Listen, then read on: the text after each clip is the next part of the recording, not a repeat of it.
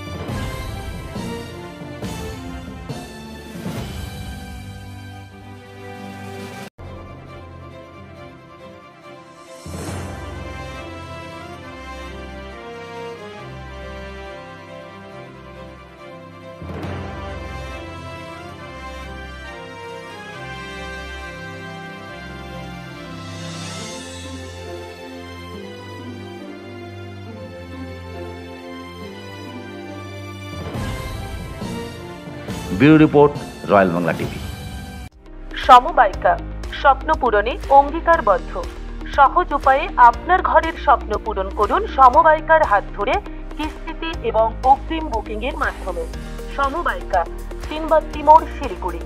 আজই কল করুন 7601829172 এই নাম্বারে।